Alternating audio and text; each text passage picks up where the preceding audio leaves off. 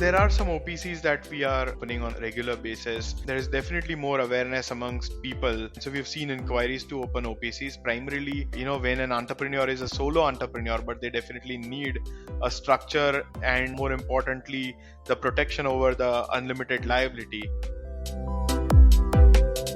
This is episode number 1 of MSME Talk with Shrijay Sheth on business structures. Welcome back to MSME Talk podcast. MSME Talk podcast is for micro, small, medium enterprises, startups and entrepreneurs, in which we discuss with industry experts and experienced entrepreneurs on specific value addition guidance and solve queries to help build long-lasting businesses.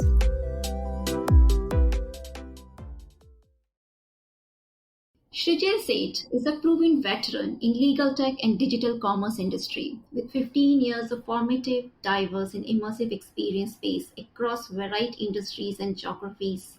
Founded 𝐒𝐭𝐫𝐮𝐬𝐬 in 2015, a legal tech venture that has served 5,000 plus startups and MSME for keeping their businesses compliant with law.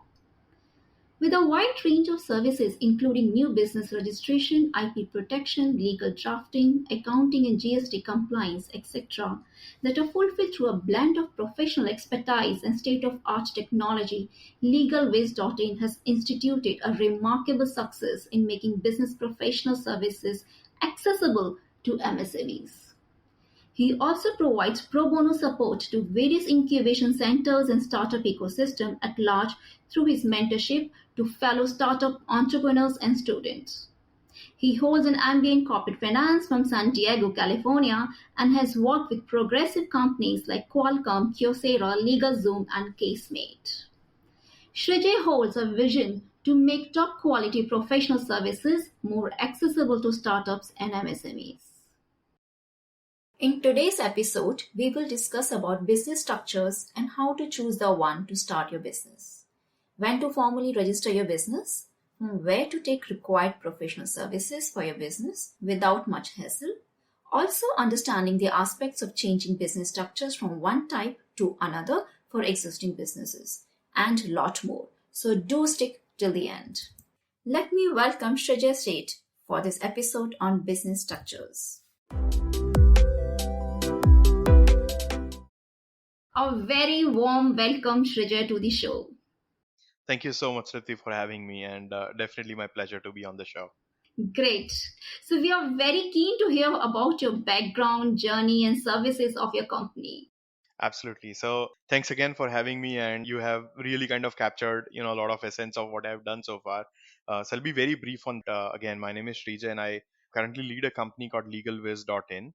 Prior to starting 𝐿egalviz, for quite some time, I was back in the US and working with a legal tech giant called LegalZoom.com. When I came back to India in around 2013, there was one very prominent, sort of problem that I faced when I started my own entrepreneurial journey. And that was around procurement of legal and other professional services, and how the industry was very fragmented. At the same time, it was not too much to do with the cost, but to do a little bit more with the transparency and affordability of the services. So that is when really thought that a LegalZoom kind of model, which I really had an experience with, could be replicated in India for entrepreneurs who are starting either the first generation as a first generation entrepreneur, or somebody who is a little more tech savvy and want to kind of get things done in a faster and more transparent way. So that's our journey of 𝐿egalviz. As we speak of the journey, we have about 5,000 customers strong so far, serviced almost every single state and most of the major cities of India that we claim our customers in. And some of the customers have really scaled well, during the journey with us, and become from a nascent state startups to a very successful company. And so we really pride ourselves in kind of becoming professional services partner to entrepreneurial journeys of thousands, and hoping to create many more. Awesome. Kind of standardization you are bringing in a completely fragmented industry where there was no benchmark. And here you are bringing it a platform where you don't need to call up 10 people to get a reference. You can just go to the website and get trusted partner for the legal compliance services for the business. Great. So Shrijay, moving ahead, when is the right time to register a business?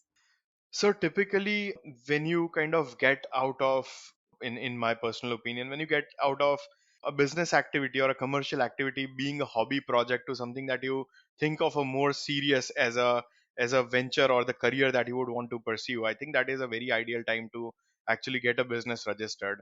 A lot of people, do wait for the business to be significant before, they actually go in the incorporation process. Sometimes it is also attached with, the perceptional aspects of it being very complex or being very expensive. I would contradict a little bit on that and really say that, there are several good advantages, including, your ability to claim the expenses that you have made before you actually incorporated a business as a pre-incorporation business expenses, right? So these are some of the smaller aspects, and obviously you spend a lot of time and money and resources to even ideate and kind of make the MVP. So even at that point of time, if you have a registered business, you can claim those as an expenses, and when your business starts making a revenue, you can offset those expenses against the revenues and so on and so forth. So also it kind of gives you an identity as a business, and so it becomes easier to kind of, do an outreach, reach out to potential clients with a lot more confidence than actually being, a solo person pursuing a dream. Kind of adds to that identity. And so really good time to start a business is when you are serious about pursuing that as a career option as opposed to a hobby, side gig. I think that definitely counts for it to be an incorporated business. So basically, when you are getting serious about your work to scale it up, then it makes sense to think about business structures make sense for you. And so, in fact, Shrijay, we typically ask hacks in the end of the show. You have already started with hacks by telling our listeners that whatever expenses you are making, you can claim all of them after registration of the company or the structure which you decide. Absolutely. And in some cases, you can also then claim those as a pre incorporation expenses, but that definitely has guidelines around it. If you have not started your business venture and you are looking for that, please ensure whatever expenses you are making it, keep all the documents related to it safe, which you can claim it later on. Absolutely. So, moving on to the next point, please tell which all structures are available to start a business. So there are several, structures that are available in India and even at a global scale in different countries. But specifically talking of India, primarily, I would bifurcate the structures in two different categories. One are what we call a limited liability. The other one is where the founders or the owners have unlimited liability. So within the limited liability structure, you have, more of a credibility corporate-ish structures like a private limited company, a one-person company, or an LLP, or better known as a limited liability partnership. On the unlimited liability front, you largely have proprietorship, which is a solo entrepreneur driven business, or you have partnerships which could be registered or unregistered. Then, there are several businesses which are typically not for profit businesses, and you also have an option of creating a Section 8 company and so on and so forth. But largely talking of a for profit business, I think proprietorship, partnership, limited liability partnership, and a company formation, which comes in a regular private limited company or an OPC or one person company format. Those are your typical structures or go-to structures. Obviously, there are then public limited companies and So now, are these structures which you have just mentioned available only in India, or they are the same as across the countries, or there's some differences in some different structures we can see in other countries? so every country has its own legal applicability, and so the structures don't really remain exactly the same, but more or less they kind of are governed with the same sort of principles. So if I would talk about countries like US, which are very popular to incorporate businesses at a global scale, you have an option of, let's say, an LLC as compared to a corporation, which could be a C corp or an S corp. So it really, I mean, there are different names also, the nuances are a little different, but largely every country will have one more than many options available to pick and choose from, so that an entrepreneur can really decide a structure which fits his or her best case scenarios and the expectations out of the businesses that they are going to run. Right. So to kind of answer that shortly, different countries do have different structures that are available. Typically, they are comparable to other structures in other countries, and they largely cover all these scenarios like the taxation implicability, or the limited liability protection, or the management rights and arm's length distance between the management and ownership, and so on and so forth. So I'm sure in this podcast we are going to discuss those points in more detail as we go forward. Yes, definitely. So, if someone is doing business in India, can he or she thinks of taking the business abroad? So, do they really need to do changes in their structures? It largely depends on what kind of structure they are currently in, right? A lot of new age structures like a private limited company or an LLP, they do provide a lot of flexibilities in terms of onboarding foreign investors or taking the businesses abroad. So making an international trade per se, you might not want to kind of change the structure if your existing structure allows that within a reasonable boundary. Also at the same time, sometimes it is also beneficial, depending on case by case, to register a separate business in the country that you are going to get maximum trade from, right? That definitely has other nuances which are involved to the business structures management. For example, you have one company being a primary company, and then you have a holding company versus subsidiary company, and you deal with the transfer pricing mechanism and so on and so forth, which is a little more technical and nuanced. So probably getting deeper into it could be another session in its own. Definitely, I mean, it really kind of varies case by case, and largely if it is a small to medium scale business that is doing business or conducting business abroad or overseas, it doesn't really require to open another company or open another formation in the other country. Can you tell us criteria which an entrepreneur should have absolute clarity before selecting the specific structure? Absolutely. So as I said, different structures that are available to form a business, all those formation types have their own nuances, right? And there are, it is not that one is superior over the other. It is rather you would want to pick what fits your requirements the best, right? So at a very high level, some of the things that I would personally keep in mind is, one, whether I'm a solo entrepreneur or I have more people who are going to be partners or shareholders or owners of the particular business, right? Obviously limited liability is a big advantage, and it also comes at its own cost of compliances and so on and so forth. But whether a business has, what is the risk appetite that you have, and what is the risk involved in that business, so that really kind of defines your risk appetite or risk averseness, and for that reason you might want to pick for options which limit your personal liabilities for a business loss, and or not. There could also be requirements around statutory compliances and audits and so on and so forth. And so what is your general volume of business, and what is your appetite in terms of either spending or resource wise to kind of keep the business compliant with law? Or do you want a structure which is very lean and you don't really have to kind of worry about a lot of compliances? So that could be another thing. Also, whether this business is going to get in existence perpetually and you want the business to be running even after your death or your non-existence. So perpetuity in existence versus a non-perpetuity is also something that you would want to kind of think of. Apart from that, let's say your investors, where they are coming from, whether there is a foreign participation or not, what are the taxation advantages? Every structure has its own nuanced tax requirements and advantages and disadvantages. So taxation is another aspect that you would want to kind of keep in mind. So these are some of the very high level sort of thoughts and ideas around, while you are trying to pick a right structure for you, what you should actually look into, or at least have clarity in your mind about the objectives and outcomes that you want out of a particular structure. Someone who is starting some food business, while there's someone who is starting a play school. Based on these criteria, the structure of the business would also differ. Absolutely, it will, and I'll give you a practical example over it. For example, I'm a services company, and let's say my by definition my business is largely driven by two or multiple people who come in the capacity of a partner, and they have a defined roles and responsibilities. At the same time, it being a professional services business, let's say, it really has a lot of defined format in terms of who is expected what in terms of responsibility. I think an LLP structure could work better in that case as compared to, for example, my business by nature.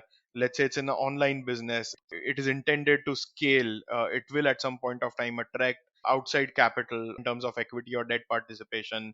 I want to keep an arm's length distance between my ownership and the management of the organization, right?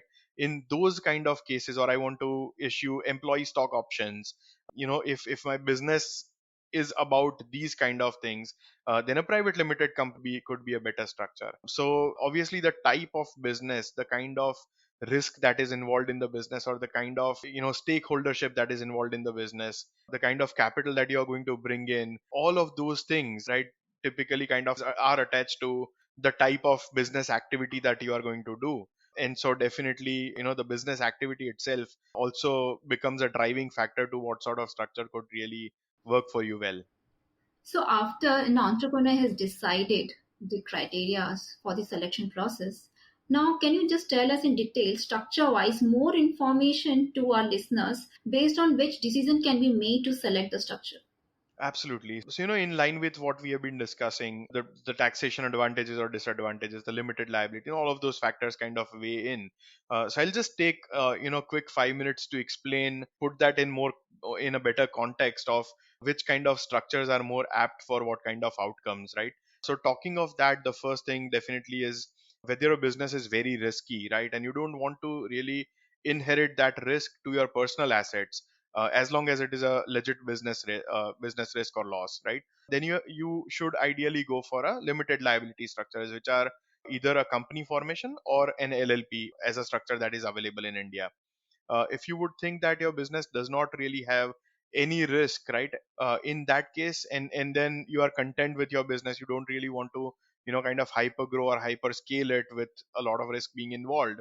In that case, obviously, a proprietorship or a partnership could work better, because it also comes with a much lesser compliances as compared to a private limited company. So that could be one sort of criteria. The second, obviously in line, the powers of limited liability of also comes with a greater responsibility, and the responsibility in terms of keeping the company or an LLP compliant with law, right? So the compliance requirements are much heavier over there.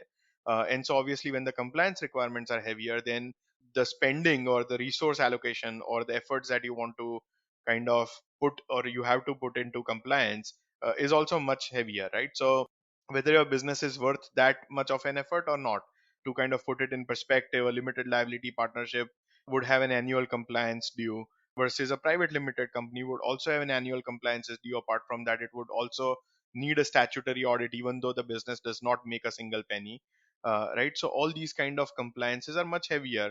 As compared to a proprietorship, there is no separate IT return even to be filed.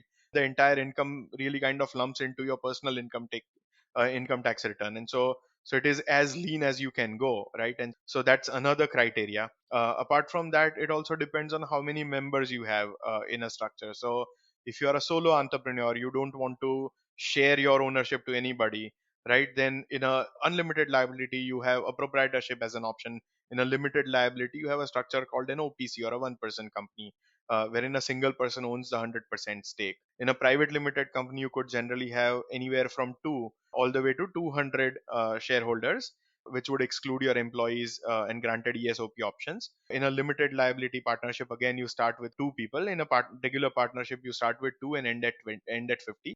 So how many number of members that are there also becomes one of the defining sort of criteria. Apart from that, obviously your statutory audit requirements and other compliances that we talked about.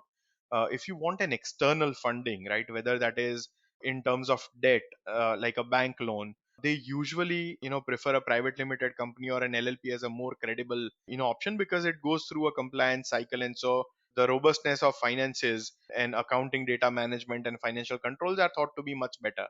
So that might be a favorable option in that case. If you want to go for an external round of funding through an equity, let's say a private equity or a venture capitalist, in that case, becoming a private limited company or an LLP becomes your only options available. And the reason is because nobody would really invest against a limited part of ownership but an unlimited liability to inherit, right? So most, if not all, of the investments that are equity based financing happen in a private limited company or an LLP format.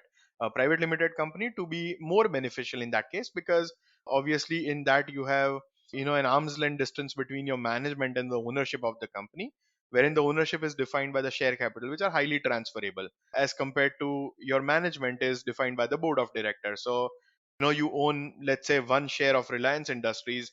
You are an owner of the company, but at the same time you don't have any managerial right because you don't make it to the board of directors. So those kind of things, which also brings me to my next point, which is obviously the entrepreneur's idea about the distance that they want to create from management as compared to the ownership of the business. And if they want to really kind of separate those functions out very cleanly, then private limited company becomes a great option for them. Apart from that, foreign participation is also another major criteria. So if you have a foreign equity participation, it is typically allowed in a private limited company and an LLP format. So a proprietorship or a partnership firm cannot accept the foreign participation. Then taxation becomes a major criteria, right? So as I said, proprietorship is a very lean function. Your taxation really is calculated based on your personal ITR, which kind of goes by the slab system, as you may have in your personal income tax return. As compared to that, a limited liability partnership and a regular partnership, they are taxed at present at about 30% from the first penny that you make as profits. As compared to that, private limited companies do enjoy certain benefits, and if you fall under the corporate taxation bracket, you can think of your taxation range to be anywhere around 20 to 23%, including the cess and all. So private limited company as compared to a limited liability company definitely is a better taxation structure at this point of time in India. Apart from that, statutory compliance is the level of effort, and the pricing attached to keeping the business compliant also becomes the major factors. Depending on all these kind of factors that are coming in play together, and what is the most advantageous structure that checks off on most of the criterias that you have, and definitely all of the criterias that you must have, should really be your pick. Then to kind of go further, obviously there are opportunities to convert the structure from one to the other, which is again a layer added in terms of complexities and effort. So I would really kind of encourage entrepreneurs to pick the structure that really gives them a long term good benefit and a foundation to build the business on. Okay, so timelines perspective, which is the fastest?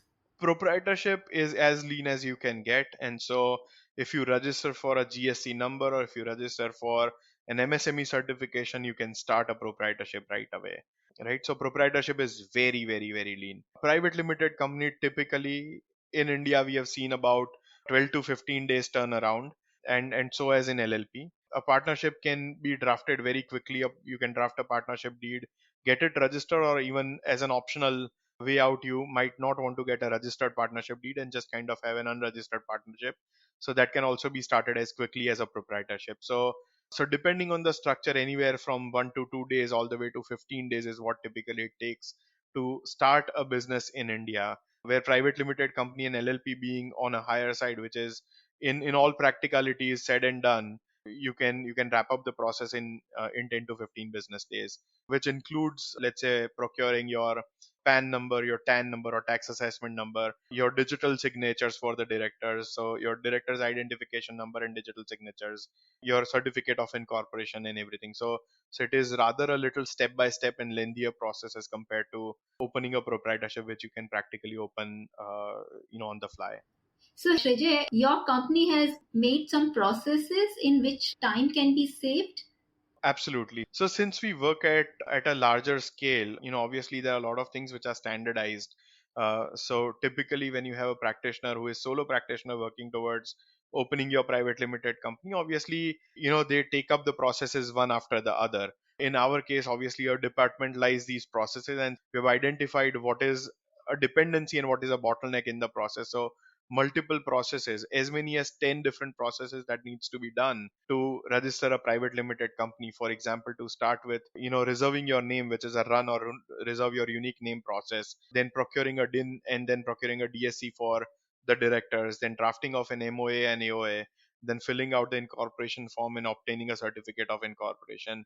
In the first month, compliance is filing of an INC 20A form and appointment of an auditor. So all of these different processes are standardized and figured out for which process has a dependency on the others, right? And so that is how we typically tend to also save time as well as save costs, because obviously we have resources who are specialized in certain skills, and they take care of the certain function. So So bringing the things on scale and hence bringing down the cost. absolutely. Can these services and the process, registration, etc., be done by self, or can be online be done, or do they really need to go through a professional and also through physical presence is required? Can anyone start from scratch to complete process by not stepping out of the house in current scenario? Absolutely, absolutely, and that is where the companies like LegalWiz really make a mark in the industry. Is all our processes are 100% online, and so you don't really need to step out of the house to be able to incorporate a business or even to keep it compliant. To kind of answer the second half of the question, whether you need a professional or not, in certain cases you definitely need the professional signatures to be attached. You will need help of a professional. In a case scenario, even if you don't need, by the virtue of law, I would still suggest to go by a professional help, and the primary reason is because this is going to set the fundamentals and the basis of your business's incorporation existence, right? And so what kind of things that you include in your memorandum of association and the articles of association are going to largely define what kind of activities are in scope and what kind of activities are not in scope or illegal for your business to do, and so forth. So to kind of come up with, or to get away with all of these nuanced situations in a better way, it is rather than reinventing the wheel and obtaining all those knowledge on your own, and spending hundreds of hours to learn and still stand a chance to make a mistake. I think why to reinvent the wheel, and rather pay somebody a fraction of an amount and procure a service which is more expertise driven. So I very highly recommend going with a professional, whether it is your local chartered accountant or company secretaries, lawyers, or companies like LegalWiz, and so on and so forth. So, Shreya, does number of employees or the customer base or the business turnover is one of the criteria for the selection process of the business structure? Largely not, and sometimes yes. So there is no restriction per se by the law, right? And you can have as many clients in an LLP as you do in your private limited company. You can have scalability, turnover, a lot of different things. Why I say partly yes is also because every structure is defined with keeping in mind certain boundaries, right? So if you have a proprietorship and you can scale as much as you would want to, at some point of time you would also start finding reservations from your clients, especially if you are bidding for tenders with a bigger company, right? They would always have this restriction because they also want to make sure that who we are dealing with as a supplier also has a more structured and streamlined business, and they are compliant at the highest levels and standards of the law. And that's why they would prefer, and rather sometimes put in the eligibility criteria for the business to be a private limited company or an LLP at least. So in that sense, yes, but otherwise, I don't really think there is the sky is the boundary. And Let's take a quick break. MSMEs and startups are looking for various kinds of support and upgrade. Are you a product service provider, expert, advisor, consultant, mentor for MSMEs and startups? Do reach out to MSME Talk to list your business. Check the link in the description.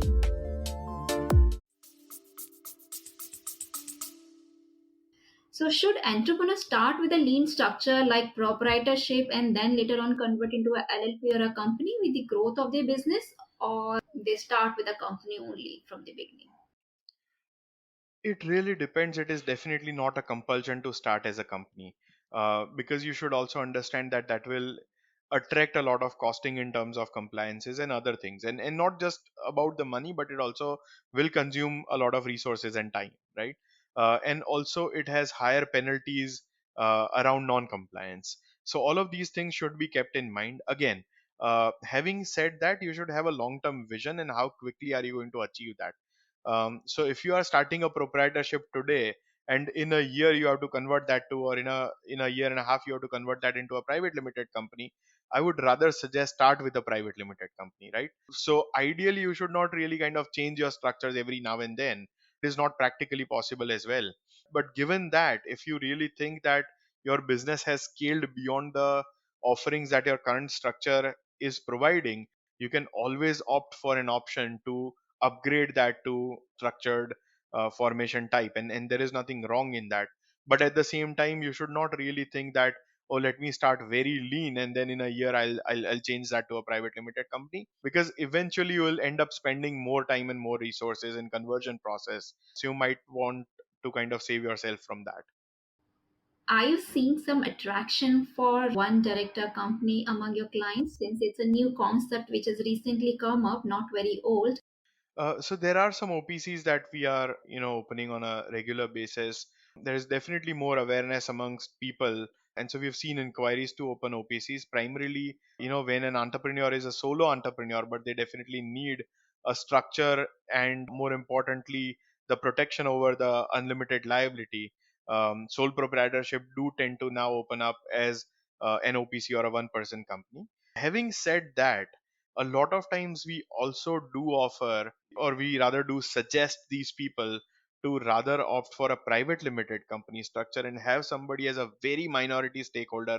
May that be somebody from your close friends and family group, or something like that. And the reason is because to convert an OPC into a private limited company is another task in its own, and that definitely also have a lot of regulatory requirements around it, including the time frame that it has to be in an OPC format before it can get converted into a private limited company. So having said that, let's say you start an OPC and you suddenly get an offer for investment which you would not want to reject, and it is a very lucrative offer.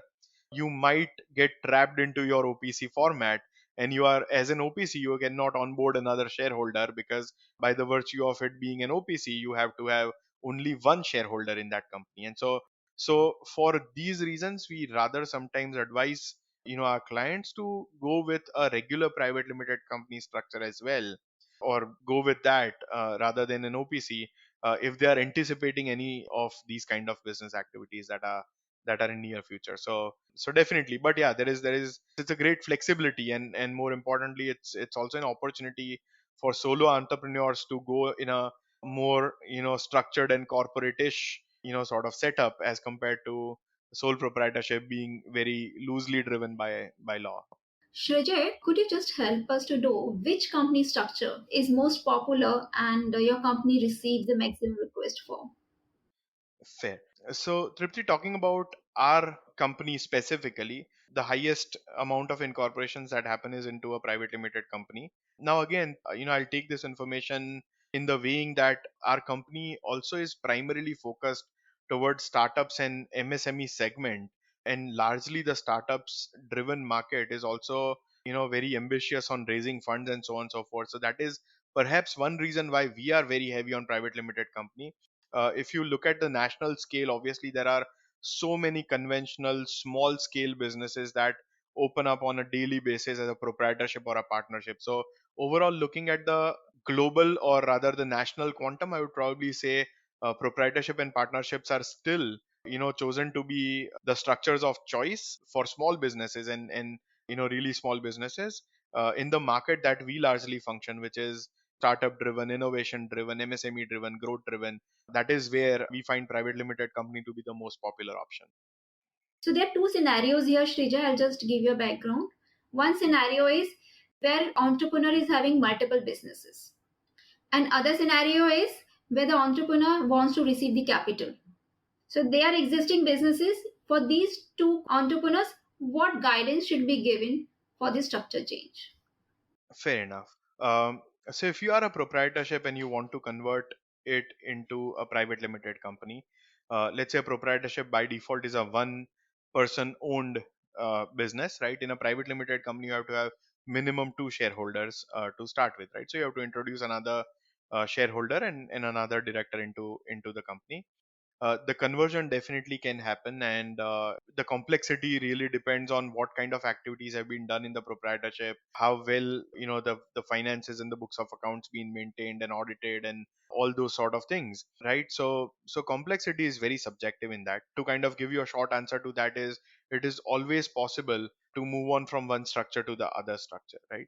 For a private limited company, as I told, that memorandum of association, you have a clause for the business activity, right? So anything that you do beyond that is not necessarily qualified to be a legit business activity within that particular company. And so what happens is, if you have multiple businesses which are very diverse in nature, you might hit some restrictions in terms of these kind of clauses, wherein it becomes an out of scope activity. And so at that point of, you might be forced to have multiple different companies or different businesses to carry out very diverse set of activities which are not really related or fall under the same kind of category, or general or broader definition, right? So those kind of challenges you will always you'll always face. The second, about the raising of capital, obviously nobody would want to fund a proprietorship or a partnership wherein you have unlimited risk. So if the proprietorship or partnership makes a huge loss, right, the loss also kind of goes back to the personal assets being held by the proprietor or the partner of the company, or partner of the partnership firm, right? So typically the investments definitely do happen in a limited liability structure, which is an LLP or a private limited company. So at that point of time, funding is coming in, they would definitely force you to convert your partnership into an LLP or convert a partnership into a private limited company. That can be handled easily, obviously, provided that the previously running business does not have a lot of complexities that are involved in that. It is fairly manageable to convert that from one structure to the other. What could be the timeline if someone want to convert from proprietorship to company? It really depends on the volume of business that's been done in the previous structure, and what is the complexity and stuff. But let's say if it is a very small business and not a lot of activities being done, you can probably kind of optimistic to wrap up the entire process within a month. Here, there was a query. One of the suggestion came to that entrepreneur is don't transfer the business, start a new company. That is a faster process. Now, here the challenge is if the person starts a new company, the legacy of business of the past years will not show.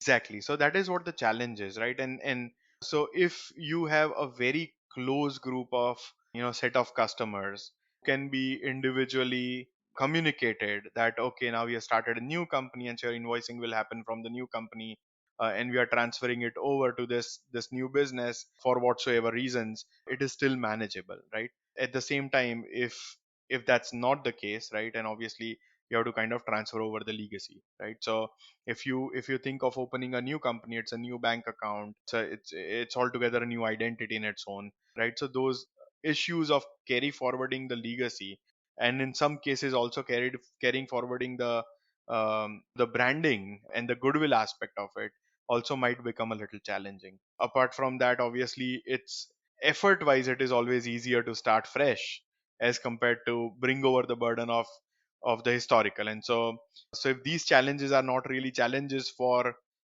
any business, then obviously starting up a new business can always make sense. So it really depends case by case, whether that's possible or not. Also, in some cases, I would just want to add that a lot of government and private contract or tenders also have requirements of prior experience, prior turnover, or the minimum turnover. So if you are starting it fresh, then definitely you don't have that to carry forward, and so you may also get disqualified on those business opportunities. And so that is also one another thing to kind of keep in mind if you are really kind of opting for starting a fresh option. Let's take a quick break. Hey, MSME Talk listeners, hope you have not missed subscribing to our newsletter for the latest news, blogs, podcast updates. Check the link in the description. We don't spam your inbox, and hence we do have one of the highest rate of newsletter opening in the industry.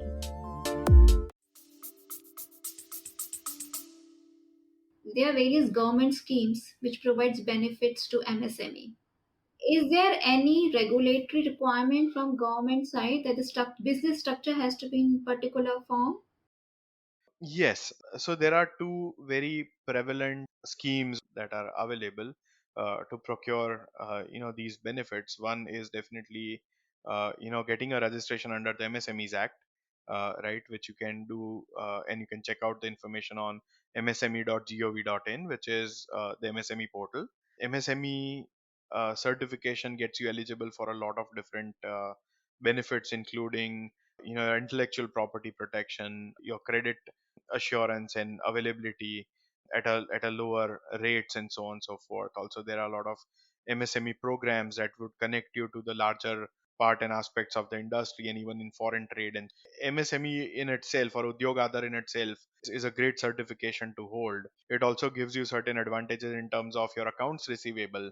And so, under the MSMEs Act, if your account receivable for an MSME has gone beyond, I believe, 90 days, then there is an expedited process to recover that. And so, there are all those kind of benefits that are available. Startup India, which is a flagship program of DPIIT, is another wing which is trying to promote entrepreneurship at large and innovation and invention driven entrepreneurship in India. So you can check out the website startupindia.gov.in, which is definitely a huge pool of resources. Some of the criterias in terms of the structures that we are discussing. If you want to be a Startup India registered entity, then you have to have either a private limited company, an LLP, or a registered partnership to be able to qualify. Apart from that, there are other qualification criterias, that your business doesn't have to be more than 10 plus years in existence. It doesn't have to be a separation of an existing business and those kind of things. And obviously it has to be innovation driven, it has to be employment driven, it has to be a wealth creation driven business. So these are some of the criterias. But there are great benefits of being qualified as startups, including a further benefit that you get out of Section 80 IAC, which is 3 years of consecutive tax exemption in 10 years of your startup journey. That's a rare exemption to get. Obviously, not every startup is tax exempt, but at least if you are a startup, you can be eligible to apply for the tax exemption. So that's a primary criteria of that. Apart from that, there are also other advantages in procuring intellectual property and assistance in funding. And so proprietorships can be an MSME, but it cannot be a startup. So you can't register yourself in a startup. So MSME by default is a micro, small, and medium enterprises. So it covers a wider range of businesses as compared to startup, which is for a very specific purpose, which is about the innovation and invention and the scalability. Which all professionals are required at the beginning of the business in corporation registration? What could be the various other ways and method to get a trusted resources, and which all services we can manage by, say, taking a la carte for once in a while, or we need someone who we need to hire for a retainership? So strictly talking about the legal and compliance domain, right? Primarily, there are three or four kind of profiles that one looks out for a scalable business. One is your chartered accountant, the other one is your company secretary, one is a lawyer, and one is a tax practitioner. Now, a lot of professionals kind of come as a combined flavor. For example, your chartered accountant may also do your tax planning, and it really depends on the size of the business and the scalability and the complexity involved. You might not need all of these professionals at any given point of time, right? Ideally, what I would suggest that as a small and medium scale businesses, you should always have somebody who does your books of accounts on a very regular basis, right? So you definitely need an accountant. Accounting function can very easily be outsourced as well. So you don't, if your business volume is not so big, you might not want to hire a full-time accountant, and you can simply outsource that to local chartered accountancy firm or a local accounting service provider. Or companies like LegalWiz are always available to rescue. In the early stage of the business, I would rather suggest entrepreneurs to have the profiles in house, which will have to do with maintaining the core expertise and value proposition of your business, right? So let's suppose you are an online services business, or you are an online seller through your proprietary website. You must have at least one person who understands the technology, right? And so apart from that, tech building can be outsourced, but at the same time you must have an internal resource that kind of takes care, or it has the most important function of your existence in control for you, right? A lot of ancillary services like your accounting, tax planning, bookkeeping, search engine optimization, all of these kind of things in early stage, while you don't need to consume a full time profile to it, it is always best to be outsourced, because you have two major benefits with that. One, you definitely end up saving cost, you don't have to pay for the full time. Second, you also get an expertise. And otherwise, what typically people try and make things work out is they hire one profile and they start fitting that profile into multiple roles, and that is where disasters happen, right? And so rather you would hire multiple agencies or multiple people who have specialized expertise, and they don't have to be paid for full time, but you kind of leverage the expertise in the fractional amount and time that you pay for. So I think that's a wiser way. So, moving towards our last section of the show, we would like to hear from you three topmost things which you would recommend as guiding principles to entrepreneurs. If I think about it, three major principles to any business. I think the first thing first is a people centric approach, and which very commonly is misunderstood to be a customer centric approach, right? Ideally, if you are a good leader, in my opinion, you will take care of your employees, so in turn they further take care of your customers, and that is a larger value of being people centric as opposed to being a customer centric where you always keep blaming your employees for not servicing the customers in the right way, which I think is a pathetic approach to be with. I very genuinely believe that. I mean, my customers are only as happy as my employees are, and so that's definitely one. The second one, very much in line with, is you start empowering people with responsibilities, and at the same time you make them accountable for achieving that. So ideally, I wouldn't want to dictate a lot of things, rather would want to provide opportunity to people who would uplift their profiles and do things which are above and beyond their regular capacities and push their boundaries. And it is okay to make mistakes in that, as long as they are not repeated mistakes. So empowerment and accountability is, I think, the second biggest principle.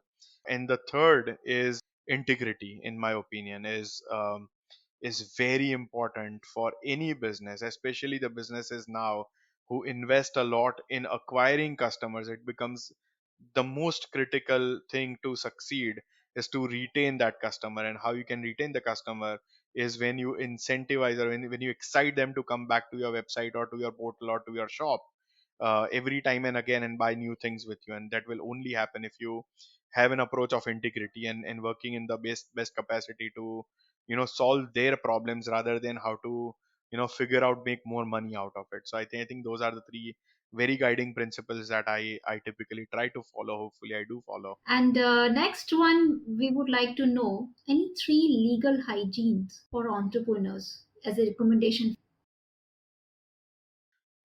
So three legal hygienes. I will. This is really interesting because I genuinely think that the business has to be very strong legally on three fronts. One is how you start the business. Second is how you manage the business, and third is how you protect your business. The third one definitely is underrated, but probably the most important, right? So when I say how to start the business, we largely covered that in our conversations, about the structures and what makes the best structure for your. Second is how you manage the business, which has to do with keeping it compliant with law and really getting out of the mentality that it is complex or it is costly or it is difficult to deal with professionals. It is not really so. And that is why a lot of companies like ours are really making a very meaningful effort to make this consumption of law go very easy, very transparent, very accessible, in a lot of different ways, kind of democratize it, right? The third thing, and which is probably the most important thing, is how to protect your business, right? And that you should really think of, because this environment is very competitive. Legally, if you have a lot of different tools to kind of protect your business, you should make the best use of that. And primarily, I would want listeners to kind of think in two different directions. One is how you protect your intellectual property, either through trademarks, patents, copyrights, design, so on and so forth. And second, you protect the existence of the business and the know-how of the business, which is rather through contracts and agreements, right? So you have your non-disclosure agreement, you have your co-founders agreement, you have your employment agreement or contract, you have your non-compete agreements, you have your SLAs or the service level agreements. And all these contracts and agreements, what they really do is they define very clearly the scope of work and the boundaries that one or the other party cannot cross without getting into the jeopardy or getting into the legal consequences. And so I think these are three sort of hygienes. If you keep these hygienes clean and neat, I think your business is legally in a Thanks, very, very Shrijay. good You shape. have shared a lot of things today and covered a couple of aspects. Someone who is starting and the beginning of the business can get a lot of clarity. And also someone who is in the business can just get to hear questions which we have covered where if they are facing certain challenges in the current structure. And I would say you are really doing a great job by bringing the businesses of legal and compliances and those things in a new age format by digitizing them and making it more standard and democratic. Absolutely. I'm so glad to have this conversation, and definitely, it helped reach us to newer audiences, and we can make a bigger impact to the legal industries being set Definitely. up in India. Absolutely pleasure to have you on a show. Thanks a lot, Tripti. Thanks for having me today, and definitely appreciate the gesture.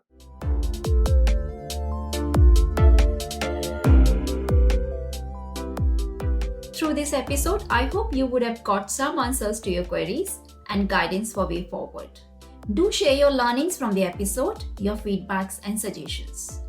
If you are an entrepreneur and have questions from experts or any particular topic or profile of expert you want to hear, or if you are an industry expert with MSME as a target audience, do reach out to us. Our link is given in the description. And at last, please do subscribe for MSME Talk podcast and don't forget to share the podcast link with your friends, family and network. Take care. Goodbye.